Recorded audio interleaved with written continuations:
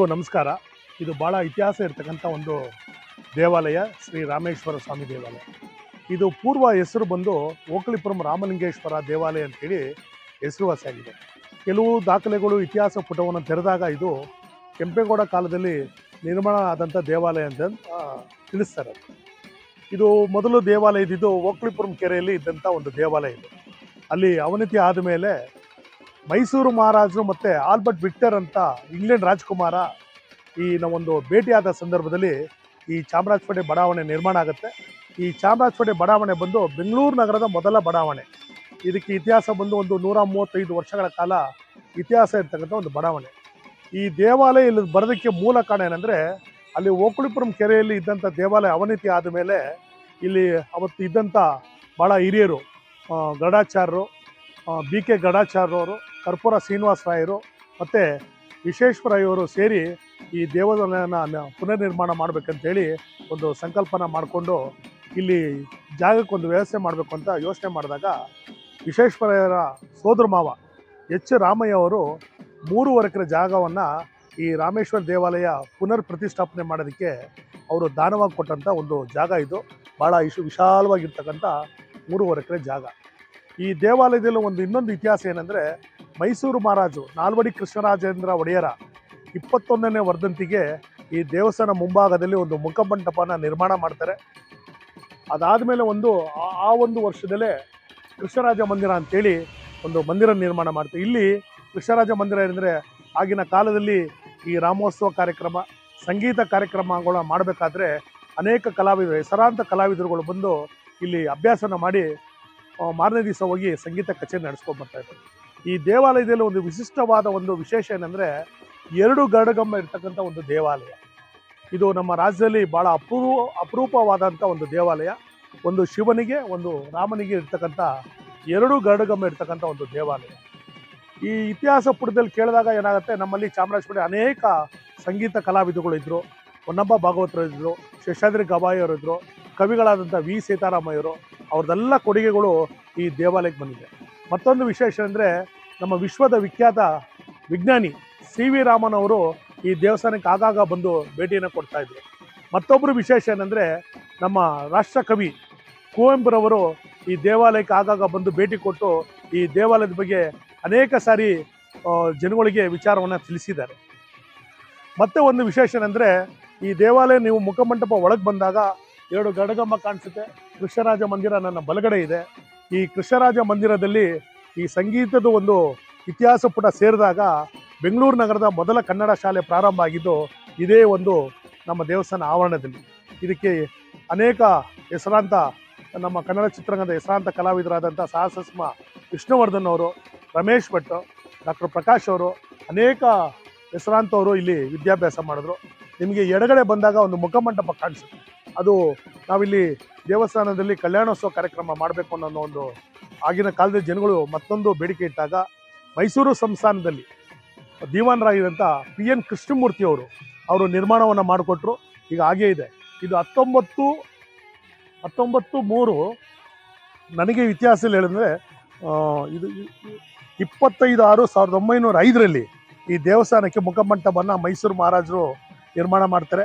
ಜೊತೆಗೆ ಇದಕ್ಕೆ ನಾನು ಮೊದಲೇ ಹೇಳಿದಂಗೆ ಆಲೂರು ವೆಂಕಟರಾಯರು, ಕರ್ಪೂರ ಶ್ರೀನಿವಾಸರಾಯರು ಮತ್ತು BK ಗರುಡಾಚಾರ್ಯವರು ಅವರೆಲ್ಲ ಬಂದು ಇಲ್ಲಿ ಈ ದೇವಸ್ಥಾನವನ್ನು ಮತ್ತೆ ಇದು ಉಳಿಬೇಕು ಅಂತೇಳಿ ಭಾಳ ಒಂದು ಸಂಕಲ್ಪನ ಮಾಡ್ತಾರೆ. ಜೊತೆಗೆ ಒಂದು ಇತಿಹಾಸ ಏನಂದರೆ, ಈ ದೇವಸ್ಥಾನಗಳಲ್ಲಿ ನಿಮಗೆ ಒಳಗೆ ಬಂದಾಗ ಮೊದಲು ಒಂದು 40-45 ವರ್ಷಗಳ ಇತಿಹಾಸದಲ್ಲಿ ನಮಗೆ ಯೋಗ ನರಸಿಂಹ ಶಾಸ್ತ್ರಿಗಳು ಅಂತೇಳಿ ಪೂಜೆನ ಮಾಡ್ತಾಯಿದ್ರು. ಅವರು ಇಲ್ಲಿ ಒಂದು ನವಗ್ರಹವನ್ನು ಪ್ರತಿಷ್ಠಾಪನೆ ಮಾಡಿದ್ದಾರೆ. ನವಗ್ರಹದ ವಿಶೇಷ ಏನಂದರೆ, ವಾಹನ ಸಮೇತ ಪತ್ನಿ ಸಮೇತ ಇರ್ತಕ್ಕಂಥ ಒಂದು ವಿಶೇಷವಾದ ಒಂದು ದೇವಾಲಯ ಶ್ರೀ ರಾಮೇಶ್ವರ ದೇವಾಲಯ. ಇದಾದ ಮೇಲೆ ನಾವು ರಾಮೇಶ್ವರ ದೇವಸ್ಥಾನದಲ್ಲಿ ಈಗ ಈ ಆವರಣದಲ್ಲಿ ಒಂದು ಕಲ್ಯಾಣ ಮಂಟಪ ನಿರ್ಮಾಣ ಆಗುತ್ತೆ. ಇದು ನಮ್ಮ ಕ್ಷೇತ್ರದಲ್ಲಿ ಮಧ್ಯಮ ವರ್ಗದವರು, ಅನೇಕ ಬಡವರು ಇಲ್ಲಿ ಕಲ್ಯಾಣೋತ್ಸವ ಮತ್ತು ಕಲ್ಯಾಣಗಳನ್ನ ಮಾಡೋದಕ್ಕೆ ಕಾರ್ಯಕ್ರಮಕ್ಕೆ ನಾವು ಮಾಡಿಕೊಟ್ವಿ. ಜೊತೆಗೆ ಇಲ್ಲಿ ನಾಗವನ ಅಂತ ಹೇಳಿ, ಆ ನಾಗವನಕ್ಕೆ ನೀವು ಭೇಟಿ ಕೊಟ್ಟಾಗ ಅಲ್ಲಿ ಇರ್ತಕ್ಕಂಥ ಒಂದು ವೈಬ್ರೇಷನ್ ಭಾಳ ಚೆನ್ನಾಗಿದೆ. ನಾಗವನದಲ್ಲಿ 9 ನವಗ್ರಹಗಳಿಗೆ ಸಂಬಂಧಪಟ್ಟಂಥ ವೃಕ್ಷಗಳನ್ನ ಇಲ್ಲಿ ನಾವು ಪ್ರತಿಷ್ಠಾಪನೆ ಮಾಡಿದ್ದೀವಿ.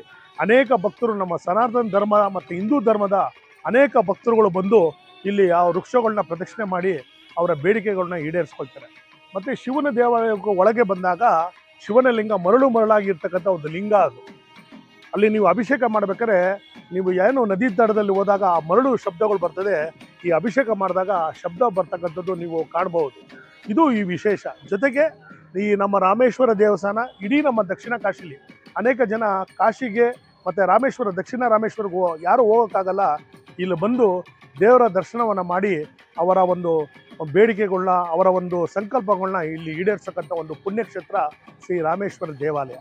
ಜೊತೆಗೆ ಈ ಅನೇಕ ಕಲಾವಿದರುಗಳು ಬಂದು ಇಲ್ಲಿ ನಮ್ಮಲ್ಲಿ ಶಂಕರ ಜಯಂತಿಯ ಕಾರ್ಯಕ್ರಮ ಮಾಡ್ತಾಯಿದ್ರು. ಶಂಕರ ಜಯಂತಿ ಕಾರ್ಯಕ್ರಮದಲ್ಲಿ ನಮ್ಮ MS ಸುಬ್ಬಲಕ್ಷ್ಮಿ ಇರ್ಬೋದು, ಪುಣ್ಯಗಡಿ ವೈದ್ಯನಾಥನ್ ಇರ್ಬೋದು, ಅನೇಕ ಹೆಸರಾಂತ ಕಲಾವಿದರುಗಳು ಇಲ್ಲಿ ಕಚೇರಿಯನ್ನು ನಡೆದುಕೊಡ್ತಕ್ಕಂಥ ಒಂದು ಸಂದರ್ಭ ಇತಿಹಾಸದಲ್ಲಿ ಇರ್ತಕ್ಕಂಥದ್ದು ಒಂದು ವಿಶೇಷ.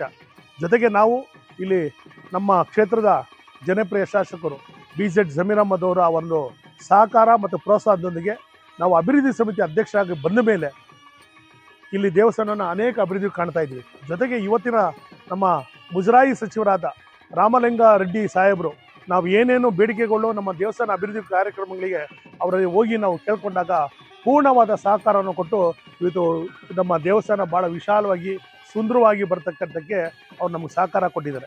ನಿಮಗೊಂದು ವಿಶೇಷ ಇಲ್ಲಿ ಹೇಳ್ಬೇಕಾದ್ರೆ, ಈ ದೇವಸ್ಥಾನಕ್ಕೆ ಬಂದಾಗ ಮೊದಲು ಒಂದು ಗೂಡಾಗಿತ್ತು, ಒಂದು ಶೆಡ್ ಥರ ಇತ್ತು ದೇವಸ್ಥಾನ. ನಾವು ಇಲ್ಲಿ ಸಮಿತಿಯವರು ಅಭಿವೃದ್ಧಿ ಸಮಿತಿಯವರು ಬಂದ ಮೇಲೆ ಮೇಲ್ಛಾವಣಿನ ನಿರ್ಮಾಣ ಮಾಡಿದ್ವಿ, ಮುಖಮಂಟಪನ ಪುನರ್ ನಿರ್ಮಾಣ ಮಾಡಿದ್ದೀವಿ. ಈಗ ನಮ್ಮ ಬಲಗಡೆ ಕೊನೆಗೆ ಒಂದು ಪಾಕಶಾಲೆಯನ್ನು ನಿರ್ಮಾಣ ಮಾಡ್ತಾಯಿದ್ವಿ. ಈ ಪಾಕಶಾಲೆ ಜೊತೆಗೆ ಅರ್ಚಕರಿಗೆ ವಸತಿ ಗೃಹಗಳು ಇರಲಿಲ್ಲ ಇಲ್ಲಿ. ಈಗ ಸರ್ಕಾರದಿಂದ ನಮ್ಮ ಜಮೀರಣ್ಣವರು ಮತ್ತು ರಾಮಲಿಂಗ ರೆಡ್ಡಿ ಸಾಹೇಬರು ಸಹಕಾರದೊಂದಿಗೆ ಈಗ ಪಾಕಶಾಲೆ ಆಗ್ತದೆ, ಅರ್ಚಕರಿಗೆ ವಸತಿ ಗೃಹ ಬರ್ತದೆ. ಜೊತೆಗೆ ಪಾಕಶಾಲೆಯಲ್ಲಿ ಪ್ರತಿನಿತ್ಯ ಯಾರು ಶಿವನ ಭಕ್ತರು ರಾಮನ ಭಕ್ತರು ಯಾರು ಬರ್ತಾರೋ ಅವ್ರಿಗೆ ಇಲ್ಲಿ ಪ್ರಸಾದವನ್ನು ವ್ಯವಸ್ಥೆ ಮಾಡೋಕ್ಕೆ ಮಾಡಿದ್ದೀವಿ. ಆಮೇಲೆ ಜೊತೆಗೆ ಪ್ರತಿ ದಿವಸ ನಾವು 2,000 ಜನಕ್ಕೆ ದಾಸೋಹ ಕಾರ್ಯಕ್ರಮ ಮಾಡಬೇಕಂತೇಳಿ ಈ ಪಾಕಶಾಲೆಯನ್ನು ನಾವು ನಿರ್ಮಾಣ ಮಾಡ್ತಾಯಿದ್ದೀವಿ. ಇನ್ನೊಂದು ವಿಶೇಷ ನಿಮ್ಮ ಮಾಧ್ಯಮದ ಮೂಲಕ ಮತ್ತು ನಿಮ್ಮ ಮೂಲಕ ಪ್ರಾರ್ಥನೆ ಮಾಡ್ಕೊಳ್ಳೋದೇನೆಂದರೆ, ಕೃಷ್ಣರಾಜ ಮಂದಿರ ಮತ್ತು ಕನ್ನಡ ಶಾಲೆ ಹಳೆ ಕನ್ನಡ ಆಗಿದೆ. 106-110 ವರ್ಷಗಳ ಇತಿಹಾಸ ಇದೆ. ಇದನ್ನು ನಾವು ರಿಸ್ಟೋರ್ ಮಾಡಿ, ಅಂದರೆ ಪುನರ್ ಕಟ್ಟಡ ಹೇಗಿದೆ ಹಾಗೆ ಉಳಿಸ್ಬೇಕು ಅಂತೇಳಿ ಒಂದು ಅಂದಾಜು ವೆಚ್ಚವನ್ನು ಮಾಡಿದ್ದೀವಿ. ತಾವು ಯಾರು ಈ ಮಾಧ್ಯಮ ಈ ವಿಡಿಯೋ ಮುಖಾಂತರ ನೋಡ್ತಾ ಇದ್ದೀರಾ, ನಮಗೆ ಈ ಅಭಿವೃದ್ಧಿ ಕಾರ್ಯಕ್ಕೆ ನೀವು ಕೈ ಜೋಡಿಸ್ಬೇಕಂತೇಳಿ ನಾನು ನಿಮ್ಮಲ್ಲಿ ಮನವಿ ಮಾಡ್ಕೊಳ್ತಾ ಇದ್ದೆ. ಮತ್ತೊಂದೇನೆಂದರೆ, ನೀವು ಈ ನಮ್ಮ ದೇವಸ್ಥಾನ ಸುತ್ತ ನೀವು ಪ್ರಾಕಾರವನ್ನು ಮಾಡಬೇಕಾದ್ರೆ ಇದು ಪ್ರಾಕಾರನ ಹೊಸದಾಗಿ ನಿರ್ಮಾಣ ಮಾಡಿದ್ವಿ. ಕಾಲಭೈರೇಶ್ವರ ಇದ್ದಾರೆ, ದಕ್ಷಿಣಾಮೂರ್ತಿ ಇದ್ದಾರೆ, ಶಂಕರಾಚಾರ್ಯರು ಇದ್ದಾರೆ, ಸತ್ಯನಾರಾಯಣ ಸ್ವಾಮಿ ಇದ್ದಾರೆ, ರಾಮ ಸೀತಾ ಲಕ್ಷ್ಮಣ ಆಂಜನೇಯ ಸಮೇತ ಒಂದು ಗುಡಿ ಇದೆ, ದಂಡಯುಧ ಪಾಣಿ ಸುಬ್ರಹ್ಮಣ್ಯ ಸ್ವಾಮಿ ದೇವಾಲಯ ಇದೆ, ಜೊತೆಗೆ ಅಮ್ಮನವರಿದ್ದಾರೆ, ವಿದ್ಯಾಗಣಪತಿ ಪ್ರತಿಮೆ. ನೀವು ಈ ದೇವಸ್ಥಾನಕ್ಕೆ ಬಂದರೆ ಎಲ್ಲ ದೇವರ ದರ್ಶನವನ್ನು ಮಾಡಿ ನಿಮ್ಮ ಒಂದು ಆಸೆ ಆಕಾಂಕ್ಷೆ ಸಂಕಲ್ಪಗಳನ್ನ ನೀವೇನೇನು ಮಾಡ್ಕೊಂಡಿರ್ತಾ ಈಡೇರುತ್ತೆ ಅಂತ ಅನೇಕ ಭಕ್ತರುಗಳು ಹೇಳ್ತಾರೆ. ಜೊತೆಗೆ ನಮ್ಮ ಈ ದೇವಾಲಯದಲ್ಲಿ ಒಂದು ವಿಶೇಷ ಏನಂದರೆ, ಯಾರು ಬಂದು ಶಿವನಲ್ಲಿ ತಮ್ಮ ಒಂದು ಸಂಕಲ್ಪನ ಮಾಡ್ಕೊಳ್ತಾರೆ ಅವರ ಸಂಕಲ್ಪ ಪೂರ್ಣ ಆಗಿದೆ ಅಂತೇಳಿ ತುಂಬ ಜನ ನಮಗೆ ಅವರ ಒಂದು ಅಭಿಪ್ರಾಯಗಳನ್ನ ವ್ಯಕ್ತಪಡಿಸಿದ್ದಾರೆ. ತಾವು ಈ ದೇವಾಲಯಕ್ಕೆ ಭೇಟಿ ಕೊಡಿ.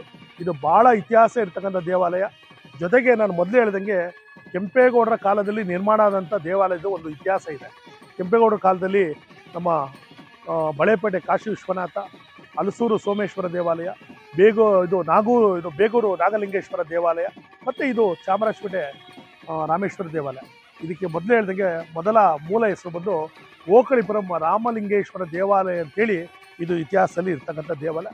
ಇಷ್ಟು ನನಗೆ ಗೊತ್ತಾದಂಥ ಒಂದು ಇತಿಹಾಸವನ್ನು ಮತ್ತು ಈ ದೇವಸ್ಥಾನದ ಒಂದು ಅಭಿವೃದ್ಧಿ ಮತ್ತು ಇತಿಹಾಸವನ್ನು ನಾನು ತಿಳಿಸಿದ್ದೀನಿ. ನೀವು ಯಾರು ಭಕ್ತರುಗಳಿದ್ದಾರೆ ಮತ್ತೆ ಬಂದು ಭೇಟಿ ಕೊಡಬೇಕು ಅಂತೇಳಿ ಪ್ರಾರ್ಥನೆ ಮಾಡ್ಕೊಳ್ತೇನೆ. ನಮಸ್ಕಾರ. ಜೈ ಚಾಮರಾಜಪೇಟೆ.